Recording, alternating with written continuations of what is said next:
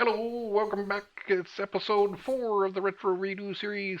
This time it is the Geneva Cam Redemption. This was the only project I got an 80 on, anything less than an A on, actually. So today we're going to do it correct. I don't know how in the world I stared at this coming off the printer and thought, yeah, that looks like that. Sure. You know, the little notches on the top instead of on the side, and then obviously it's way too big. Today we're going to do this one right, and we'll explain in a minute what a Geneva cam is good for, so stick with us. Thanks for watching so far. Be sure to click the subscribe button, and let's get going.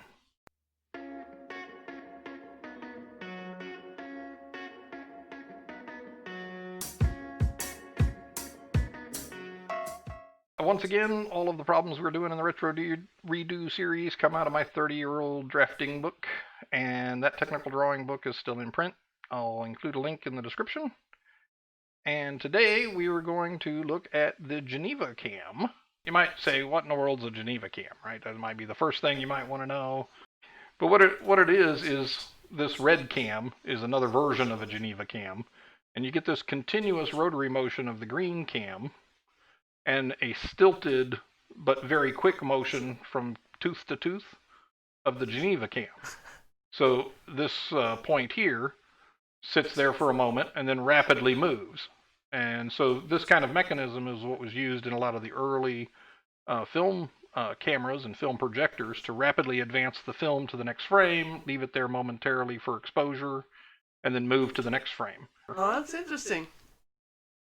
So that's what the Geneva Cam is good for. This one's a little bit cruder. It's got flats in the slots rather than the curved. Let me get my mouse over here. So it's got the flats in the slot on the red gear instead of this curved part. And certainly it's got a deeper interlock, if you will. And so that interlock keeps the cam from turning in between the two times that it's being drawn around by the pin. We've gone ahead and saved the project. It's Geneva Cam version 1. Let's get over here on the mouse. And luckily, this one's all in metric, because I keep the program in metric mode by default because that's what the 3D printing requires. Everything about the 3D printer is specified in millimeters, and so I default work in that mode. But so in this case, it's a metric problem out of the book, and that'll save us one extra step. And there's a couple of other things. The previous ones, this looks like it was the front view, and really it can be thought of as the top view, because when we print something like this on the printer, we don't want it standing up as a thin material standing straight up. We'd rather have it laying flat on the build bed. So we're actually going to go from the top view and start a sketch. And for now, we're going to be in construction mode. We'll start making our various circles. And you can see most of this, it's a cam, sort of roughly cylindrical, or at least begins to be, starts off as cylindrical. And then we're just going to sort of cut out these notches. And luckily, in both my original time with this problem and now, I have a tool like this. The original one was in some version of Autocad, like 9 or something super early. And that's why you see in some of the projects they're hand-drawn, and then a lot of the other projects they're machine-drawn or drawn with a pin plotter. Okay, so we've got these in place. Let's move this center over to where we can get a little bit better view of it. You can see this every time they show this circle with a dash through it, it means diameter. And then two numbers, one on top of the other, is the range of acceptable values of that diameter. And this is so that it will slide tightly onto the shaft that it's meant to mate with. And then, of course, to make sure it doesn't slip, you have this little keyway that has to be cut into it as well. So I'm just going to go with the upper dimension, 25.4, just to keep things straightforward. Start with a circle at the origin, 25.4. And let's move our dimensions out kind of like it is in the drawing. We may have to zoom out to get them all, but that way they'll be out of the way of the actual diagram. So here we have this one. It's 45. That's the hub. Now again, there's no side view of these projects, so we're gonna have to kind of guess as to how it would actually be laid out. Since this is a hub, I would assume there's a slight thickness to it above the actual rest of the cam, and then the cam will have a sort of minimal thickness, and that's so that it can be standoff from its mount point for that pin to rotate in it. Here I do a quick review of the gear shape. You can see how the Geneva cam is sitting above the base plate, the blue base plate, so that the green one can rotate underneath it. So that's what I believe that little hub area would be for. All right, 45. And again, let's drag this dimension. It was way down here.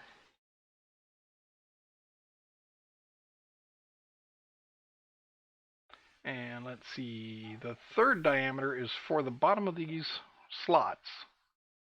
And as you can see, there's a couple of specifications. The slot is 30 degrees below the horizontal line here. So I should have imagined this earlier. We're going to need a couple of construction lines to be through sort of the center lines of the project.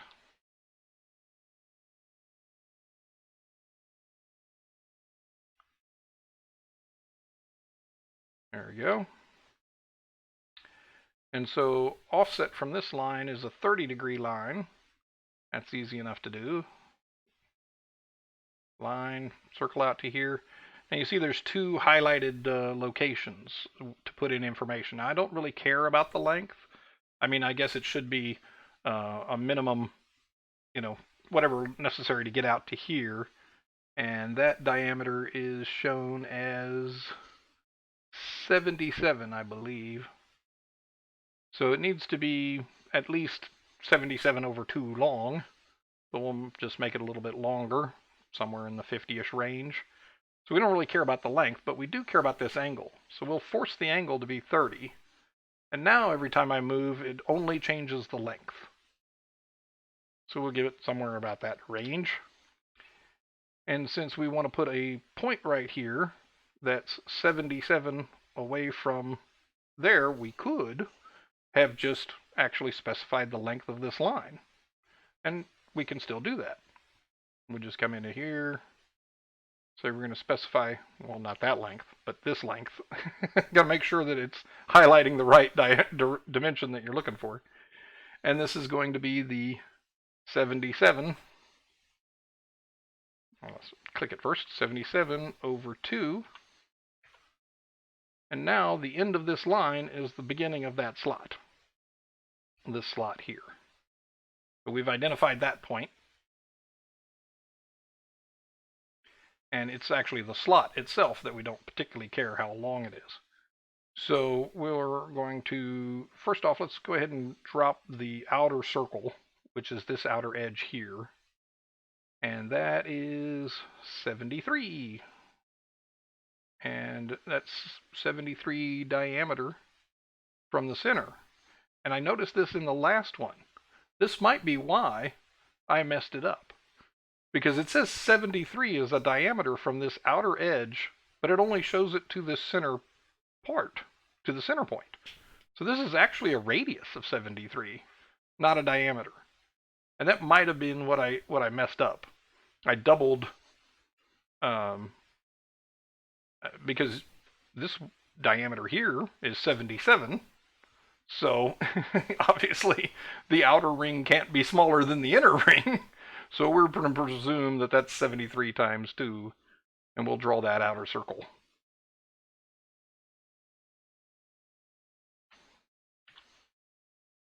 Times 2. Yeah, that looks more like it. Zoom out a little. Now, let's see, what else do we have? We have the actual slot itself that we need to draw. And actually, we need a few of these things we can take away from the construction mode and bring them back into regular mode. So we know a few of these lines. Like this one. Actually, I have to highlight them first. This one, and that one are actually all going to be non-construction lines. So we create the slot, center to center.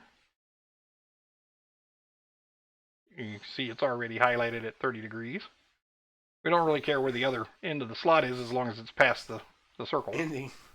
So then we get to the actual width of the slot, which is this measurement here, 13. You can see as I drag it, it makes it bigger for us, but really just 13. There we go.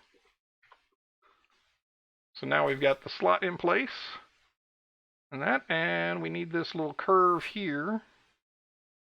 And that curve looks bigger. Well, we'll see in a second. Because once we put this curve in, it'll be pretty obvious. This actually shows a radius of 92 out to this point, and then and then we'll draw the 32. So let's locate this point. It's actually, we could just draw the circle, really. Let's just draw a circle. It's going to be somewhere about here. Now, we know it's a circle that's 32 in radius. So 32 times 2 for diameter, right? And then we want this distance between the center of this and the center of the origin to be 92. So click to set the dimension, 92, and that moves it in. So it's beginning to look about right. So now that we've got all our dimensions in place, we've got pretty much, it doesn't look like it yet necessarily, but we do have all the detail we need. Let's see, where do I want to do this? Yeah, we'll do it like this. So let's go ahead and hide all these dimensions and start cleaning up our lines. So we can just hide dimensions here. And start the trimming. So this little segment in here is gone, of course. And so is this outer segment. That's our little curve there. The segment out of the slot outside the wheel is gone. And we have that. So now we kind of want to just duplicate those all the way around the circle. Right. Without having to redraw them separately. So we want this circle, or this curve, this line, and the bits of the slot to all be replicated using a circular pattern. That's easy. Take the center point of here, and then it's not 3, but rather 6 overall.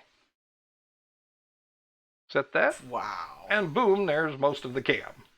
Right? Now let's go and trim the rest of this out. We don't want that little bit, or that little bit. Now you'll notice some warning signs behind me.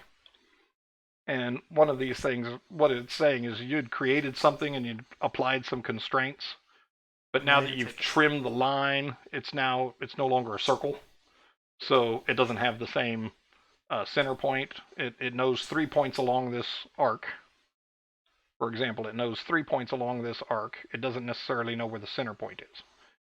And so as you trim out lines, you can lose constraints. And so you see that warning a lot popping up. And if we were going to do this in such a way that we were going to come back to it and say, well, maybe later we want to make it a little bigger, a little smaller, it's better to leave the constraints in place. And in fact, I'll back this up just a bit with Control Z, the magical undo. And because we can actually work with it from here by just selecting this being the area we want to extrude and ignoring the rest. So we don't necessarily have to do all the trimming. It just makes the sketch look a lot more like the finished drawing before you do the extrusion. But of course, once we do the extrusion, the sketch disappears, and we won't really need to worry about those extra lines. Same kind of thing with this circle. We could have left this a circle and multiplied it all the way around. And that's what you'd want to do if you were going to come back in and say, well, that should have been, instead of 64, it should have been 32. Let's see, instead of 64, let's make it 60 just to see. You just notice, because we replicated that feature, that change gets replicated along with it. Yeah. Very powerful tools. Yeah, it's awesome.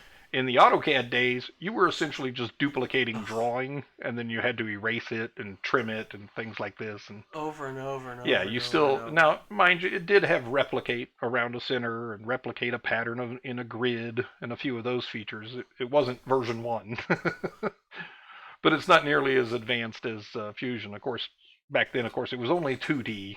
It was not the 3D at all, or rather, I think they had started 3D, but we were still running on 286s was the high-end machine with 20 megahertz. So nobody ever wanted to turn on 3D. Our machines were just not powerful enough for it. So we've got most of our bits in place. Now we got this one little detail over here. That's the keyhole. Now the keyhole has some detail to it that's a little hard to read. So let's bring that up just long enough to read it. So 6.5 by 3 1/4, 6.5 by 3 1/4 keyway. So obviously, by the looks of it, that's 6.5 wide and 3 1/4 high. So the keyway height is from this circle up. So let's go ahead and let's see. It is 3.25 tall from this position.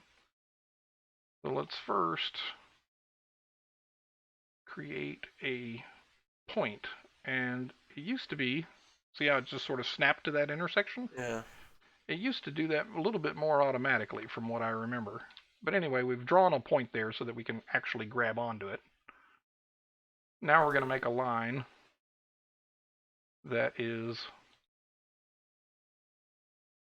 6.5 in size and is located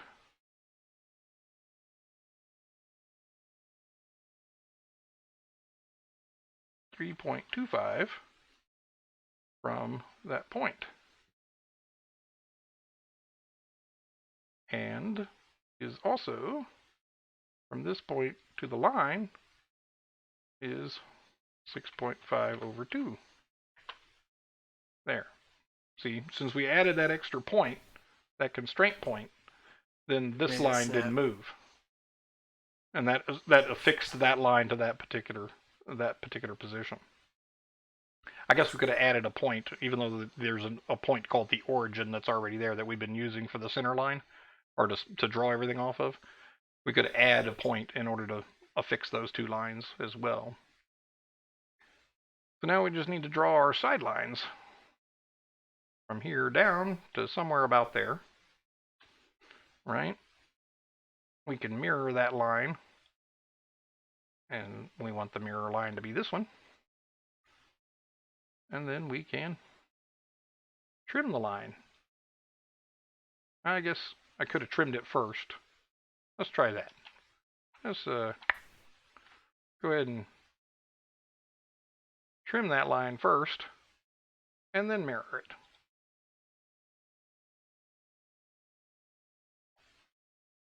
All right, and then we can trim out the middle bit. So there's our keyway. Yeah. Zoom all the way back out. So I believe that's all the details except one. Like here we did it again. The keyway is not supposed to be up here, it's supposed to be there. It's not supposed to be up top, it's supposed to be there. Welcome to the world of redo. Now let's see, how do we want to do this? Let's just go through the process again. We'll just Control Z a little bit. Well, it's in the top part of the hub. We put it up on this line of the hub rather than the inside line of the hub. So we can just kind of undo our way out of it. Actually, let me not completely undo our way out of it. Let's get to where we have those 3 lines, right?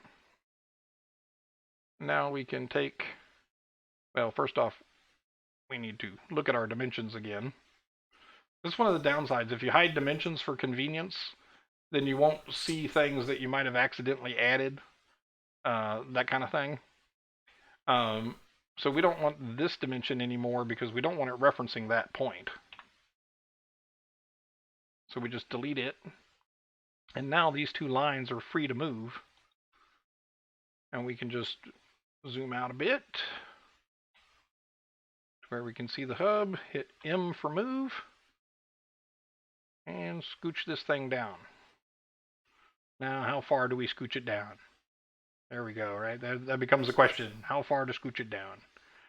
Well, one thing we can do is this top line is, according to the document, the key weighs 3 1/4 tall, and this inner diameter is our 25.4. So this dimension of the top of this line to the center point is going to be the 25.4 over 2, because we're only dealing with the radius, plus the 3.5 height, or 3.25 height of the actual notch. And boy, I was pretty close there. It moved it just a tiny bit. But you'll notice that our trim line isn't quite the same as it was before. Let's go ahead and trim that off. We can actually trim this little piece off while we're there. And then we will mirror this line about the center line. And trim off that other bit. Now we zoom out and hide our dimensions. I think that was why it looked like we were over dimensioning before. And of course we also have all these constraint icons. So we can hide the constraints as well. Get a better view of our drawing. So there we go. That's the majority of the work done. Now we just got to add some thickness. So we're going to go ahead and finish sketch. And before we do too much more, let's just kind of overlap them. Why not? See how close we actually got this time. Oh, that's looking like it's a pretty good match. There you go. The photograph from the book wasn't taken completely flat, so because I was using my phone. So it may not be quite exactly there, but it's pretty dang close. Looks like I'm not failing like I did last time, at least. 80 is not failing. 80 is not. Tell that to the controlling person who told me that 80 was certainly failing. I don't remember who it was. Sister Esther. If it's not an A, it's an F. Oh, whack. So, I'm not at all traumatized from my Catholic school upbringing. No, not at all. Just a little. All right, so we've got our shapes. We've got all of our profiles. Now let's extrude those. So the first shape is going to be, let's make sure I get that. So you can see how it doesn't really quite select what you want. I don't want the circle. I want this whole profile inside here. And sometimes it doesn't highlight until you zoom in well enough. Well, right now it's because we're looking at it sideways. So we're looking at it sideways just because it makes a little easier to see when you do the extrusion. So let's take those two profiles. We're going to do an extrusion. Again, I like to do the symmetric so that the entire part is centered around the origin of the drawing. And that just makes things easy when you're moving things around later on, or when you're trying to build an assembly. You can take every part from the origin and move it relative to the origin to other parts. It's also helpful in the printing because it just shows up right in the middle of the print bed. So we're going to make this whole thing. We're going to start off with, I don't know, maybe all of 3, it's over here, 3 millimeters. Sounds good enough. Okay. So there's your basic cam, but obviously the hub part is not showing. So the hub, which is going to be a little bit thicker, we can just lean on the left mouse button until it comes up. We say Profile. And now this one I want extruded both directions, but a little bit bigger, right? Perhaps 3 for the original thickness and 3 on each side for a total of 9. And obviously if I only needed it to come out on one side, I could just do one direction instead of symmetric. 9. And then again, because it's interfering with an existing part, it thinks we're trying to cut a hole by default, so we want to say join. And OK. We'll hide our sketch. And it's a little hard to see the actual lines, so we'll go shaded with visible edges. That makes it a little bit sharper. And then we can always just say go home to get our stock view, and that's how it would lay on the printer. Now, in reality, you know, something like this on the printer is going to be laying like that, and that means that your printer would have to provide support material for all of this area. It's going to be messy and not very smooth. And so if you were going to 3D print this part and you were designing it yourself and you had a choice in how to do it, it would probably be better if you took this surface, and we can here just sort of press pool the surfaces after the fact, and just kind of take it down. Let's move it backwards. Let's see, I think it's going to show as -3. And let's see, is that what I'm looking for? Looks like it took it away from both sides. That's interesting. Well, that must be a feature of the push-pull, is that you're able to... again, if we take it back to 0, you'll actually see this when we manipulate it manually. So yeah, because we had originally said we want this to be symmetrical when we did our first extrude, Yeah. By manipulating either side, it says, oh, you really want to keep it symmetrical, don't you? And maybe we do, maybe we don't. But if you were doing it for a 3D printer, it would probably be better that this side be flat and this side be thicker. So one way we could do that, now that we've done our push-pull, is instead of using the push-pull to manipulate it, we could just re-extrude that same surface, but negative. We wanted -6 maybe. -6, not quite. -8. That looks pretty close. We'll leave it at -8. And quit trying to click on the broadcast software. There we go. So that would be something that would be closer to being 3D printed. Yeah. You also see this kind of sharp edge. Actually, any of these sharp connections provide something of a weak point.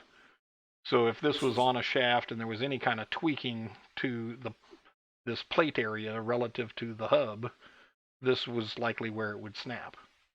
And so that's why you see in a lot of machinery, the fillet that gives it a little extra reinforcement. Maybe a 6, maybe a 8. Depends on how much you need in the way of reinforcement, but we can't interfere with the notches here. So there's our redeemed Geneva Cam. Yay! Looks good. All right, so there's our Geneva Cam. Thanks for watching. Be sure to join us next time on the next episode. I'm not sure which one we're going to be doing. Feel free to like and subscribe and ring the bell for notifications if you really like what we're doing here. You want to support us. Think about supporting us on Patreon, and we'll hopefully see you next time. Have a good one. Bye.